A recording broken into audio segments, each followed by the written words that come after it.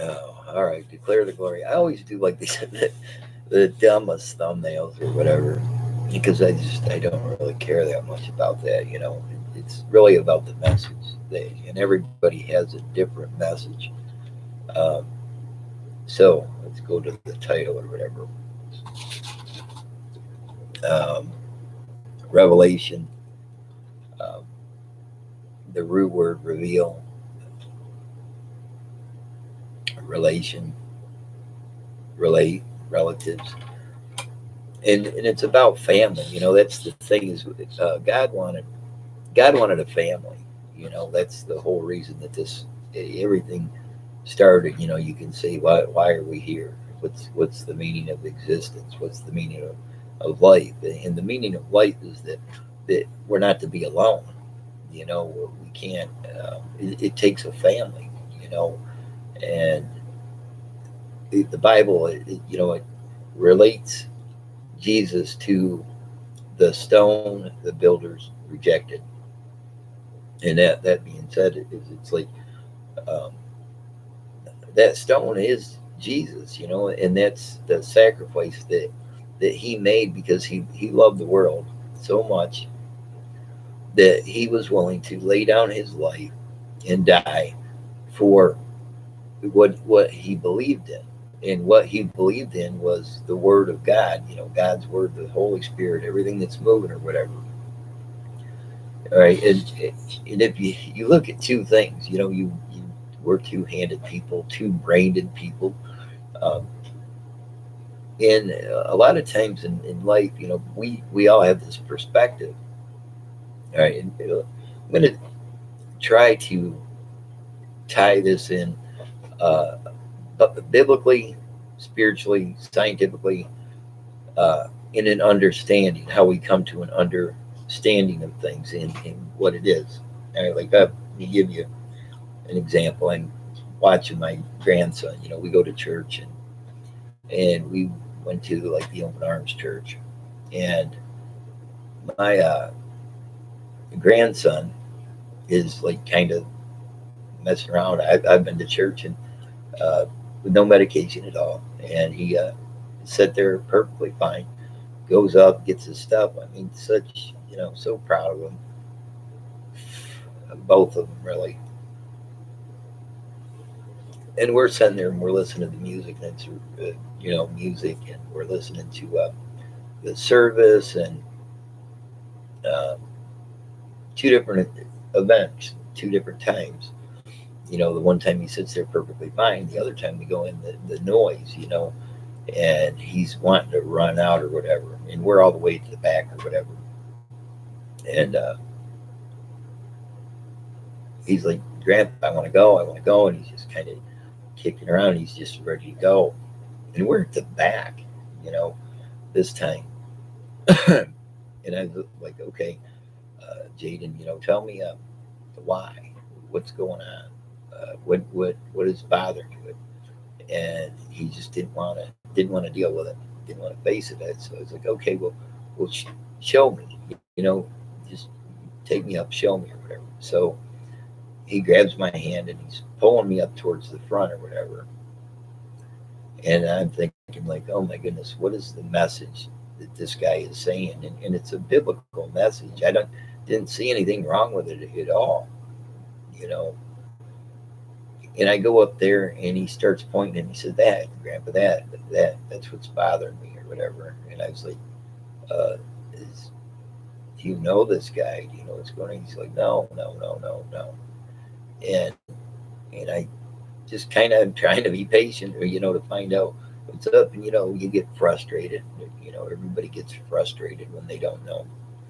And I keep looking and trying to figure out what he's doing. And finally I said, "What, that?" Because they had a screen up behind them, like a big screen, and they would put their message, the songs, and lyrics. Um,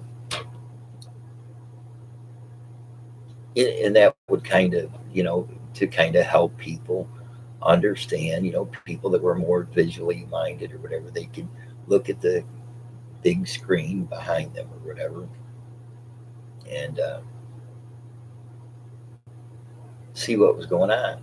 All right. Well, I was like that, because I thought it was talking about the guy that was up there, but it was the screen.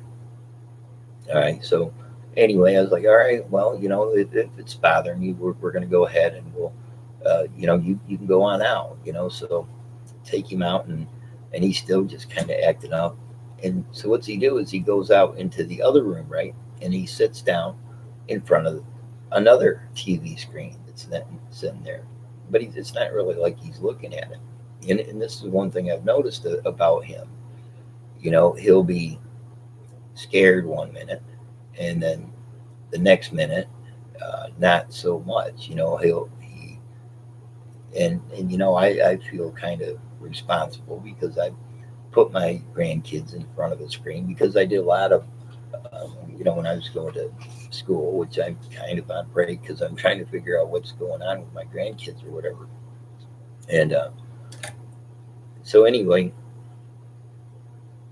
it's 5:30, and I'm just, got a little bit of time where I got to get these guys up. I got one scheduled for an EEG or whatever, and I got to get the other one to school or whatever.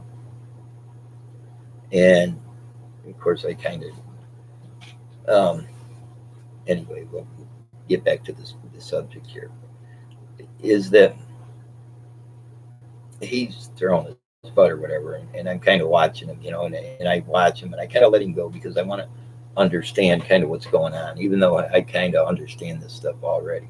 And if you look at the title or whatever, you'll see that it's about how we perceive, and you have uh, two paths, right? And that's the thing about Christ. How Christ, Christ means to me is you got this left-handed, which is like lies and deception, all this other stuff, and then you have the right hand, which is this righteousness, the truth and honesty and whatever. But sometimes you find the truth backwards. Again, I've used this example. It's like you'd say, "Oh, great," or blank me, and a lot of people say, "Man, I just wish I was dead." It doesn't mean that they wish they were dead in any means. It means, man, I just, I whatever. I'm just very frustrated. I don't know what to do, Lord. I'm just discouraged. I just wish this would stop. That's what that means. I wish I was dead. Uh, I just wish that this wasn't the situation I was dealing with now. And I'm going to take another word. I'm going to make another connection. I'm going to break it down. Um, discern. CERN. Okay, now I just took two different things and I took science, CERN, being like research thing and the scientific thing.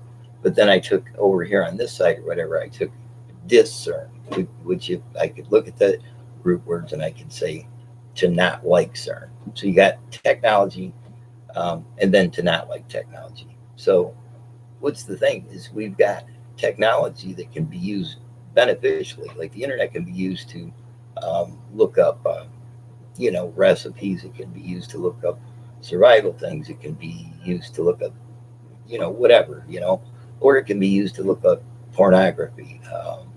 It can be used to intimidate people. You know what I mean? Is there that there's people that use deceit and the internet and that to lure people, to con people, to steal people's money, to just so many things or whatever.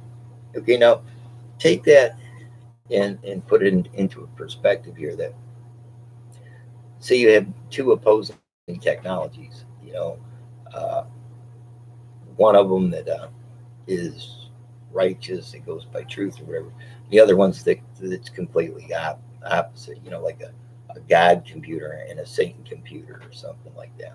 And this is just my thinking, you know what I mean? I'm putting it out in terms, and this is something that I just pray that, and that's exactly what I'm going to do right now. Is like Heavenly Father, I just come before you, and I just ask you to search me out, Lord, and look inside my heart, and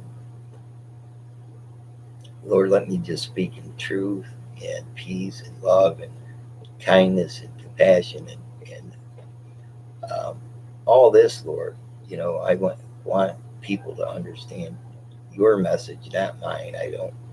I just want to work for you, Lord, and do the right thing and do the good thing in that. So, Lord, just please help me do what you need me to do, uh, and for others to see. In Jesus' name, amen. And even when I pray, I try to, you know, I try to, let's see, glorify God and what He does and what He is. God is the good. Satan is the bad. And in life, sometimes the truth lies somewhere in between, and that's kind of what Jesus represents to me. And when I look at my belief system, is that it's Christ in me. I'm not Christ. I'm a grandpa. I'm somebody that wants to help, that wants to do good. But sometimes in life we don't know what is good and what's bad. Um, I mean, you may want to do all the drugs in the world. Um, that doesn't mean that that's the best, that that's good for you, that it's anything like that. But there are medications and things like that out there that are meant to help people, and some people can use them, take medications wisely or whatever, and some people can't, and that's just, that's something that each of us have to discern, and that's that thing between the truth and a lie is sometimes it's in the middle. But one thing I know that is that we always should be speaking the truth, or um, that's the armor, that's the belt. Um, and where do I come to my understandings from? I come to my understandings from the Bible, because I, I'm just a person, you know what I mean? I'm a human being that goes through trials and tribulations, and also I get revelations in life too, as to maybe things that I'm doing wrong, things that maybe happened in my past, or maybe didn't. You know what I mean? Is that there's so much that we don't know. I mean, there's times a good example is and this is something, I don't like talking about everything. We all have things in our life that actually we close off from ourselves, maybe. I was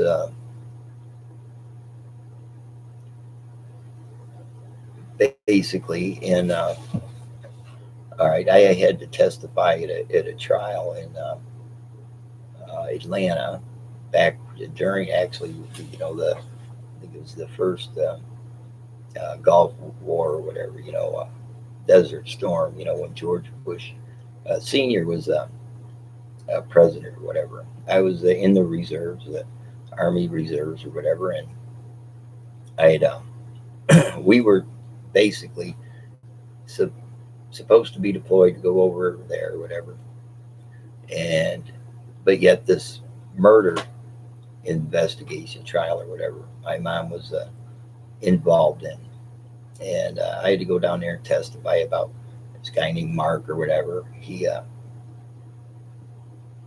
killed this family, this guy or whatever. It was about money, jewelry or whatever. But uh, well, I wasn't there or whatever. I was in New York when all this happened or whatever. I had went with this guy, and he had robbed the house, burglarized the house. And I sit there in the van while all this was going on, and he's gone for a long time. Finally, he comes back, and he tells me, um, you can't tell anybody about this. You can't tell anybody about this, because if you do, you're going to be an accessory. You're going to be part of this crime or whatever. And I'm like, hey, dude, I'm sitting in the vehicle here. You know what I mean? How can I be? an accessory, and my mom was dating this guy at the time or whatever, and he anyway, we go out, we go to this, you know, by some railroad tracks, and he's going through and he's looking at all his stuff and saying this and that or whatever, and doing whatever. And my mom's passed on, and you know,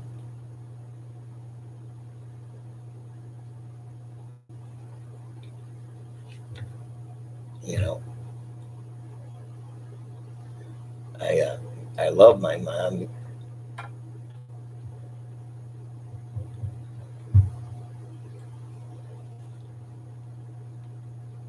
but I didn't like I didn't like the fact that she was an addict, and she lied a lot. She created a lot of stories and that, and told a lot of stories, things that weren't true in that. And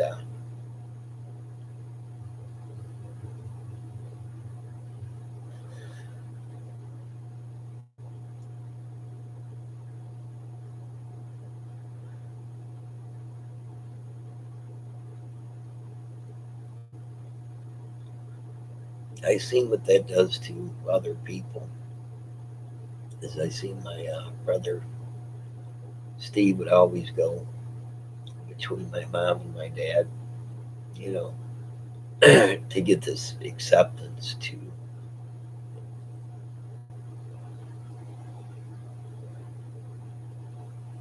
feel love that should have been unconditional. But it is what it is. My, my mom's gone, my dad's gone.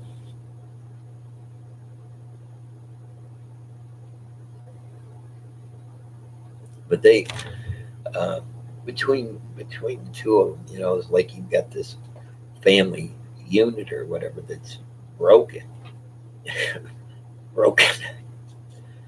That you know, it was sad. I kind of I couldn't stand the craziness of it. The battle, the constant struggle between them. And when you see a lot of things, you know what I mean, is you have people that do things to you, and basically hurt you, or twist your belief system, twist your mind or whatever for their purpose, and let me get back to my story about the Georgia thing here, or whatever, is that I'm sitting in a hotel room down in the GBI put me up or whatever down there, and I had to testify as to what I knew, which I didn't really know much other than the fact this Mark, after telling me basically, that I'm going to be an accessory and I'm going to go to jail and all this stuff, um, that he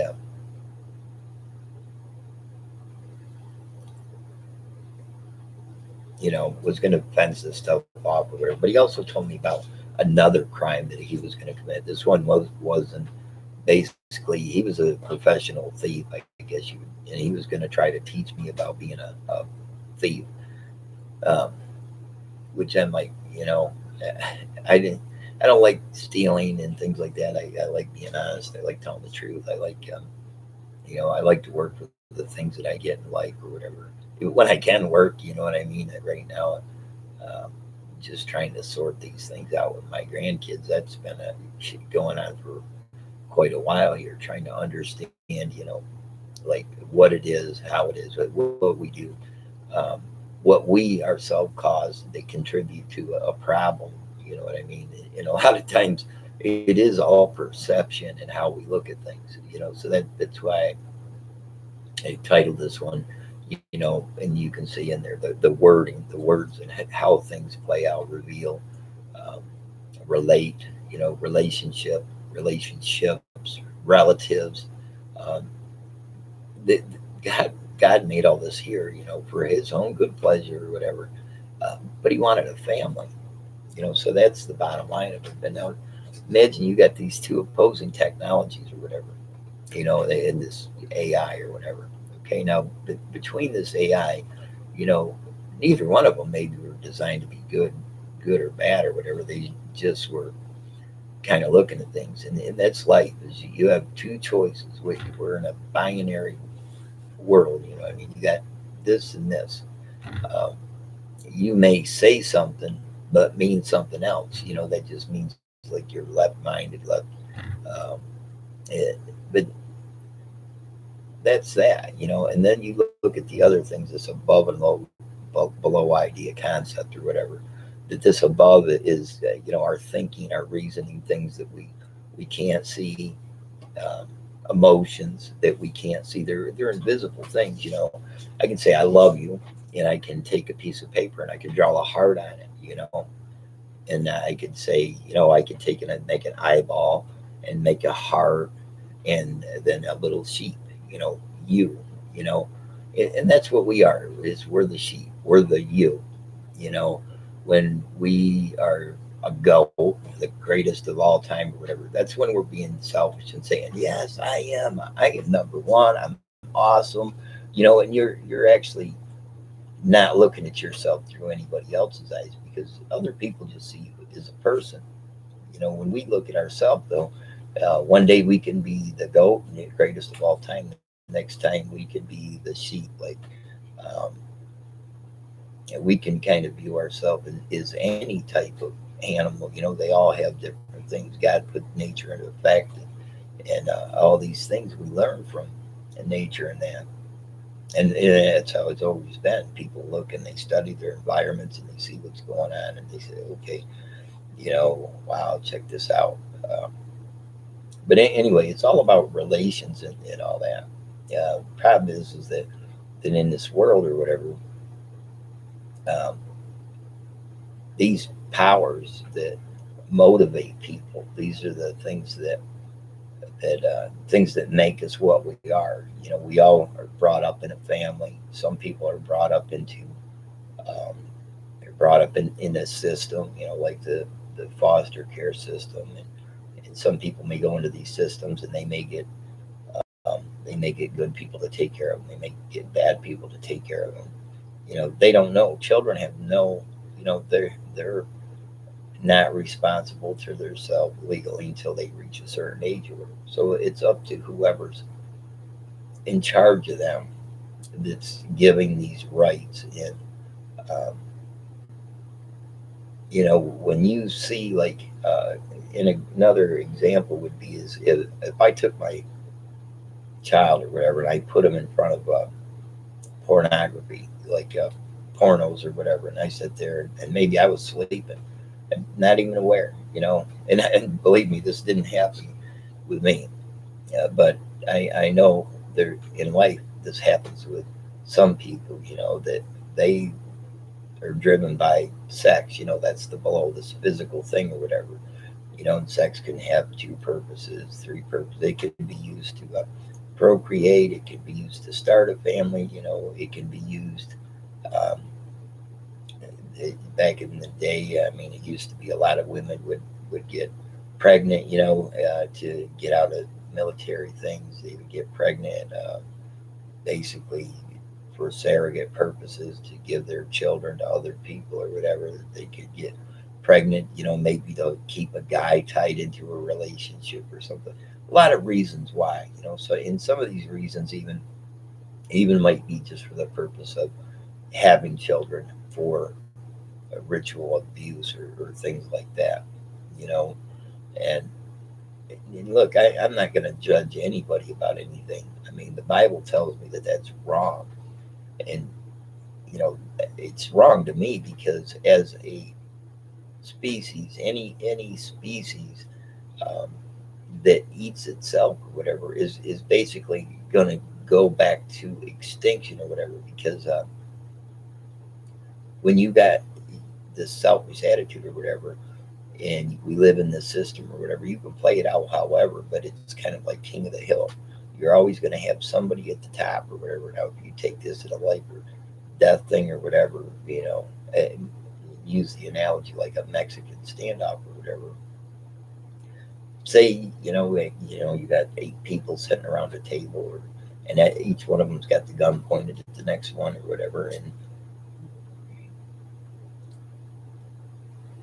pull the trigger or whatever, and maybe some people the first time around don't get killed off, so then the battle ensues, and then everybody that's left is shooting each other up, you know, and at a certain point it becomes just about survival. I just want to save my own life or whatever. But when the smoke clears and everything's done, you're going to have one person standing there, but now that person's alone.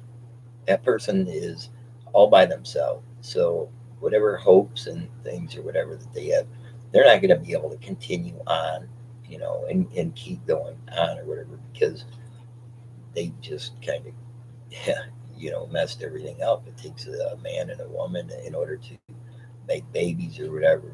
Now we've come up with different technologies to where, like, say, even if cloning is a reality, we know that, or we're told that that's happened or whatever, and that they did it with Dolly the sheep back in the 80s or whatever. But I don't think that technology would sustain.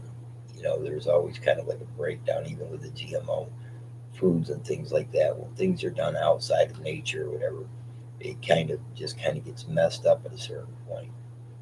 But what do I know? I'm just a grandpa, you know. So that's a lot of things for other things. I mean, uh, technology could be used for good. It could be used for bad. Guns could be used for good. They could be used for bad. The problem with all this is kind of where I am getting to the main point or whatever, is that how do we learn to relate? How do we learn to develop and grow and work together? Because the way I see it, even if, quantum computing is this thing or whatever, it takes and it looks at probabilities and things, and it puts them out there, it's complicated to think about it, to explain it, to try to do it. But the bottom line of it is that people either need to work together where everybody wins, and the world is created, and the world that we live in right now, it becomes a heaven, or we just need to learn to be a bunch of haters and finger pointers and judgmental people, hypocrites that do one thing and mean something else or whatever, and if that's the case, and the world continues on that way, that everybody's going to be at war. That's that war and peace thing. This is the battle that ensues, and it goes on between us. you know the truth is somewhere kind of in the middle. And I can have my own truths or whatever, and somebody else can have their own truths, and somebody else can have their own truths. And the thing of it is it gets really complicated when our truths and somebody else's truths contradict, or they don't work together. So people have got to work together in order to create a world that's going to be a better world. Or people just, need to, and that's my fears at times, is that people are not going to work together, that people are so bent on destruction. We can't go back in time to change the things, I guess, in this quantum computing thing. All right, yeah, it's about time for me to get my kids to start getting them up and getting them around for school, and starting a day that it's a busy day or whatever. But this is just the just things that I come to or whatever, and I want to try to help people understand or whatever. But the stone, the that the builders rejected or whatever, is when we come into Christ or whatever, that means that we've been given this new covenant or whatever. This, we've got the Bible as our policy manual, because any company, good company, and you can ask any major CEOs, is you've got to have a set of rules, a playbook that everybody's going to be on. And basically, the two models in life, this Luciferian concept and the Christian thing, is the Christian is like humility or whatever, and it's Christ in us that we take. And Christ means the Bible, the values, and all that, and it's in us, and this righteousness. And the Luciferian uh, model is that I'm God. I create my own destiny. I am I'm God, hear me roar or whatever. Well, look, there's a fine line between everything. We're all co-creators of the future. And people that are hell bent, you know, on destruction is they do what they want. They don't think about anybody else, and they want to be the rulers. I don't. I'm lucky just to get my kids to brush their teeth some days. You know what I mean? So it's like that's the truth. You know, people might look into a situation without knowing all the facts or whatever and say, "Oh my goodness," it's like he's abusing his kids. Like I had one time with the CYS or whatever that my one grandson had threw a tantrum or whatever, and I mean he's smashing things up or whatever, and we had a woman that lived upstairs from us or whatever, and basically he's tearing everything up or whatever. So I'm just kind of holding him down, talking to him, trying to, you know, it's okay, and I don't know everything that happens, and not only in somebody's past, but how they viewed it, their perceptions, and how they looked at that. So I'm sitting there, and I mean, and I let it go, and I try not to even interfere, just kind of let it burn itself out.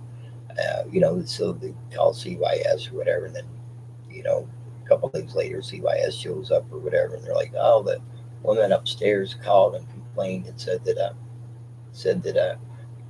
you was beating your grandkid, and he was screaming for 20 minutes or whatever." And I just started laughing. I was like, "Are you kidding me?" I said, it was well over 20 minutes. You know what I mean? I mean, it was a big tantrum. Some people throw big tantrums, some people throw little ones or whatever, but and at that point they're like, "Oh well, we'll help you out. We'll whatever resources you need or whatever, you got them or whatever." I call them up or whatever. I don't get a phone call back. And I can understand. I could look at it in two ways. I could say they didn't think it was that important, and I should be thankful. They didn't come in and take my kids or whatever. Or I could look at it and say, "Is like, wow, what a bunch of liars. They said they was going to help me, and pretty much just give me the bird and walked off." You know what I mean? Either way, it really doesn't matter. My grandkids are doing pretty good. I mean, they still got issues. I've still got issues. But so do so does other people. And I'm just thankful that I'm alive. I'm thankful that I have people, even people that just bug the crap out of me. That how else do we learn if we're not challenged? If we don't have an opposer, a Satan in our life, then how else do we learn? But in the end, though, it's doing the right thing. It's because what are we all fighting for? We all want to be loved. We all want to be heard. We all want to be respected. And sometimes that's the thing. This um, revelation or tribulation. You can either um, kind of look inside yourself, see what needs to be revealed, look out into the world, and see what needs to be revealed about things, or you can just sit there and suffer. And that's the fine line, the balance that I walk on, daily, is that like Christ is real to me. He lives inside of me. He made the ultimate sacrifice, like so many of our veterans in that. Um, that's some of these people were willing to give their lives, limbs, or whatever to help out somebody. And meanwhile, you have some people that don't have a problem hiding while bodies are falling around them. And I think that's a shame. I think that's sad. Um, but I mean, we all have to kind of search ourselves out and say, hey, are we even if we're too little, we're not a giant, like David and Goliath or whatever. We're all Davids. Um, but sometimes to like a little kid or whatever, we are the giant. We're the big bad bully that's trying to tell them what to do, even if we're trying to tell them what to do for their own good. But Anyway, just some food for thought. I put this video out here, things that are on my mind, and there's a lot that people need to understand. But there's also a lot in this world that we either are going to have to come together and work together, you know, despite our belief systems or whatever, or not. You know, we're either going to fight or, you know, we're either going to love one another or not. You know, and we can fight for love and we can give the sacrifice for final love, or we can just decide, no, I'm the GOAT, I'm the greatest of all times, and I can lie to you and I can deceive you and I can do all these things, and I will get my own way. You know, I know what selfishness is. You know, I've been very selfish in my life. I've done what I wanted. I had my own way in that. But, you know, thank God I have a family that can pick up the slack. You know, I learned so much from the little ones because they have such a sharp minds that are still being developed. They haven't been programmed by, you know, 30, 40 years of cigarette smoking, or um, you know, they haven't had to deal with like a lot of physical pains and that, so they don't know what that's like, you know. But also at the same time is sometimes you got to push yourself beyond those little hurdles. You know, sometimes, you know, you got to climb the mountain, you know, whether you want to or not. You don't have anybody there to pick you up and carry you. But it's nice to know that you got somebody to hold their hand with while you're climbing the mountain. And that's the idea of family. You know, why did God make us? For his own pleasure. You know, God, for God so loved the world that he gave his only begotten Son. You know, God was willing to give up what was most precious to him so that whoever believed that it's not going to perish, but they're going to live forever. You know, and however you want to look at that is, you know, you can look at it like this satanic thing that you're going to get some kind of power. You know, if you literally was to kill one of your children or whatever, and some people believe this, they're very literal. Like, you know, they believe that they get some kind of powers or whatever by doing the sick stuff. And the thing of it is yeah, they get powers of condemnation, and they get a conscience that's going to be soiled and so hard to clean up.